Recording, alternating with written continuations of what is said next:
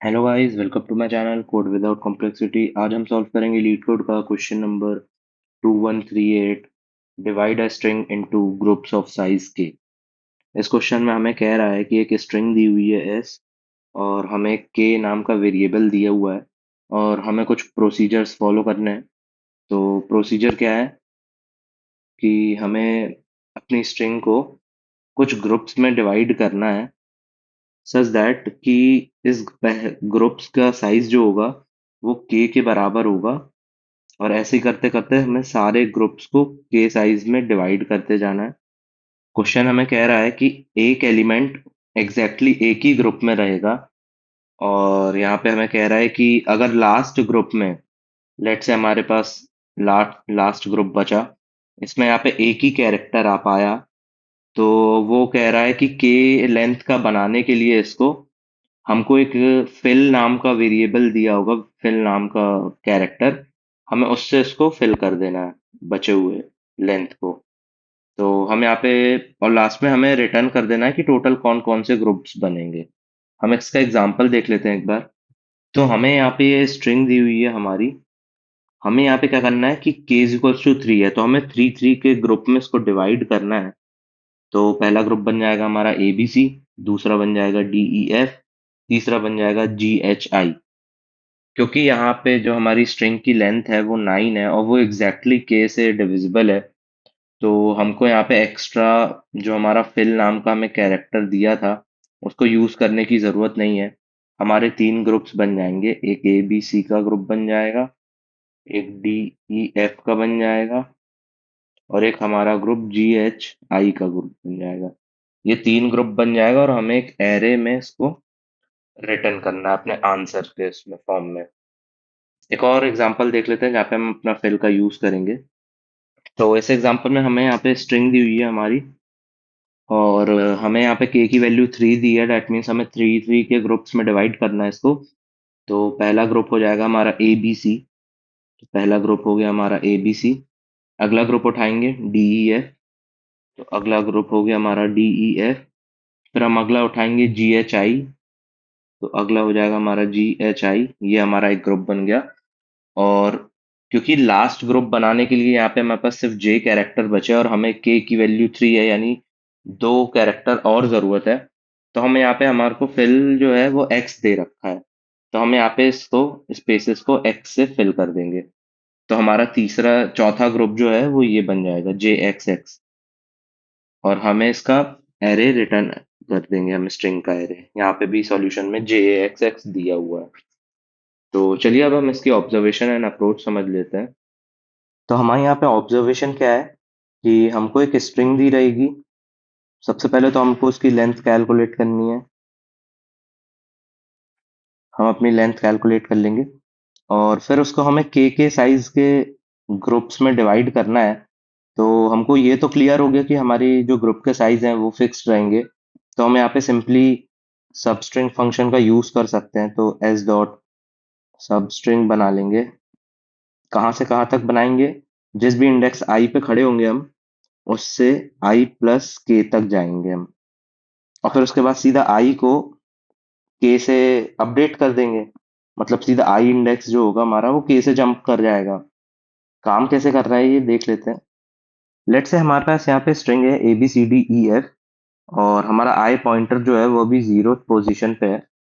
तो सबसे पहले हम यहाँ पे, और हमको के की वैल्यू लेट से 3 दे रखी है, और हमारा फिल हमें एक्स दे रखा है। ऑल्दो यहाँ पे जरूरत नहीं पड़ेगी हमें फिल करने की। आई की हमारी अभी इंडेक्स 0 पे है आई, तो हम यहाँ पे के प्लस 3 का एक सबस्ट्रिंग निकाल लेंगे। तो हम यहाँ पे सबस्ट्रिंग निकालेंगे, एस डॉट सबस्ट्रिंग, कहाँ से कहाँ तक? अभी फिलहाल आई इंडेक्स पे खड़े हैं, और आई प्लस के तक निकाल लेंगे। और इसको हम किसी S1 स्ट्रिंग में स्टोर करा के अपने रिजल्ट एरे में स्टोर करा लेंगे, रिजल्ट डॉट एड S1। तो ये हमारा सबस्ट्रिंग निकल जाएगा। फिर उसके बाद हम फॉर लूप से आइटरेट करेंगे, तो आई की वैल्यू हम सीधा के से बढ़ा देंगे। तो अब हमारा के की वैल्यू कितनी है? 3 है। तो 0 प्लस 3, थर्ड इंडेक्स, तो आई हमारा यहाँ पे पहुंच जाएगा। और फिर उसके बाद यहाँ पे फिर से हम सब स्ट्रिंग निकालेंगे। अब इस बार हमारी सब स्ट्रिंग कहाँ से चालू होगी? थर्ड इंडेक्स से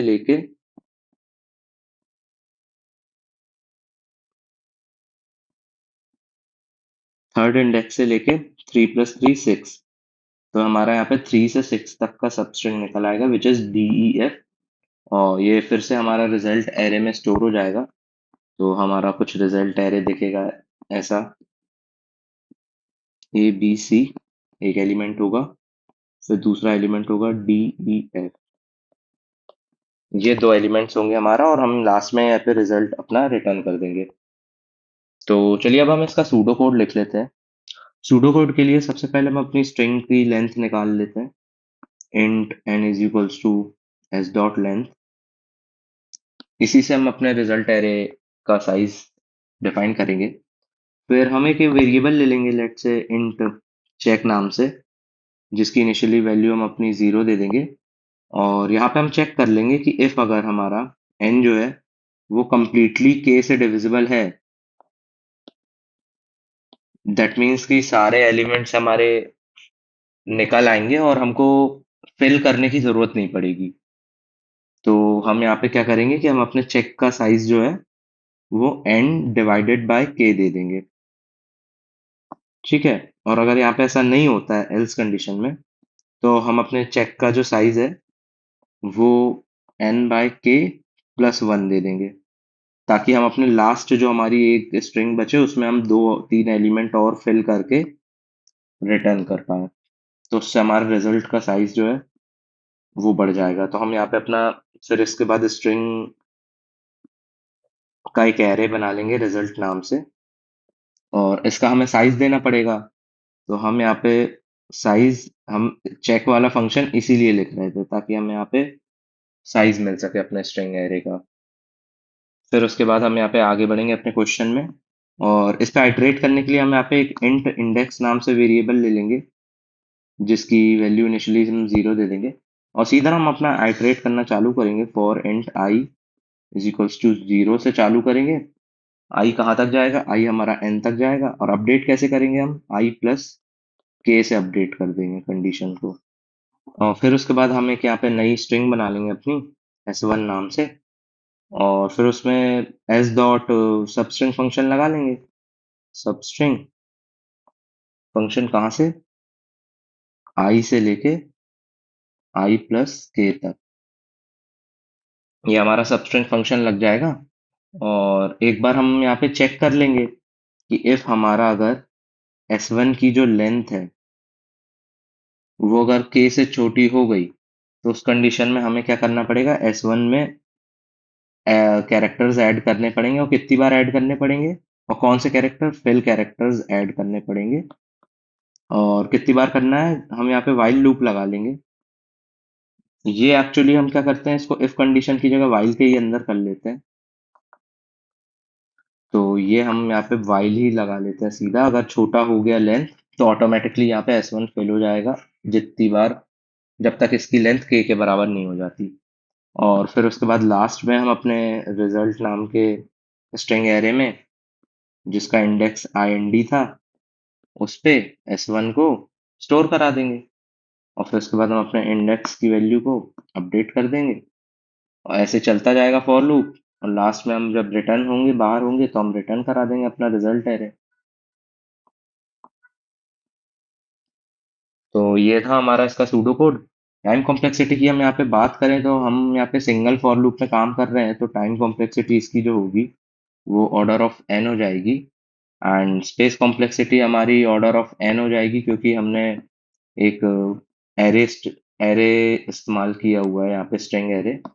तो टाइम कॉम्प्लेक्सिटी इसकी ऑफ n हो जाएगी। चलिए अब हम इसका लीड कोड में कोड कर लेते हैं।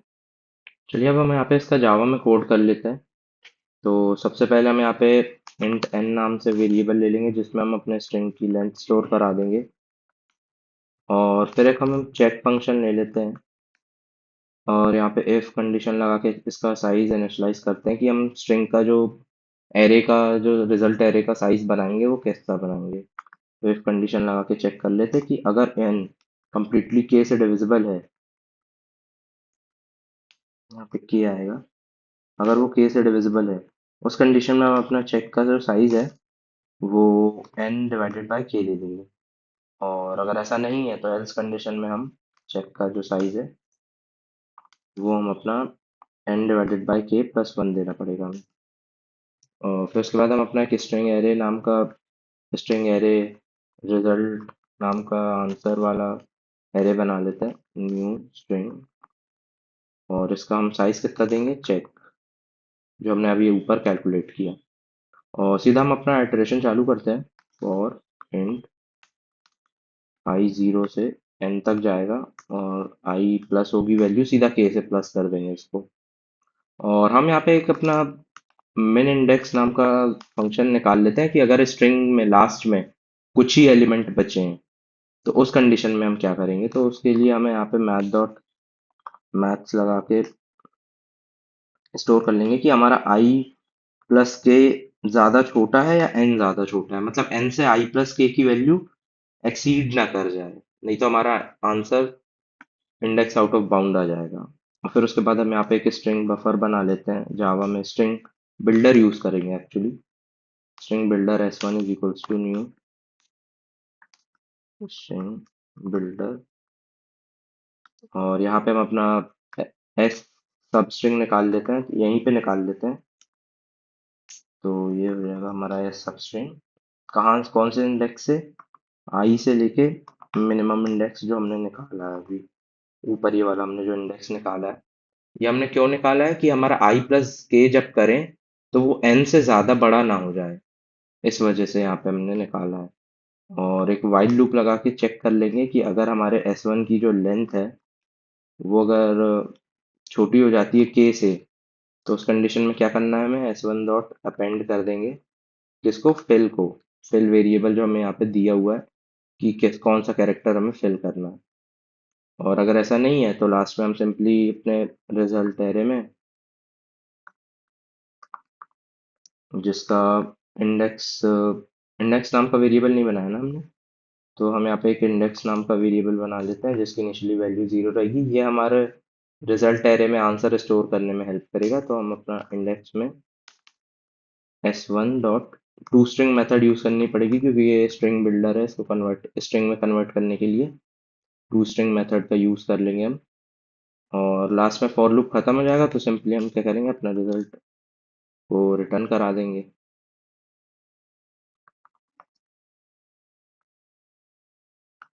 चलिए रन करके देख लेते हैं। ये यहाँ पे हम एक कंडीशन अपडेट और कर देते हैं, इंडेक्स को अपडेट तो हमने किया ही नहीं। चलिए रन करके देख लेते हैं।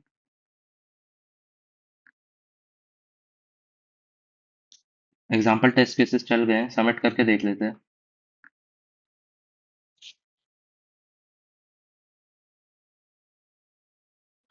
सारे टेस्ट केस पास हो चुके हैं, 93% आ रही है इसकी time complexity. Thank you for watching guys.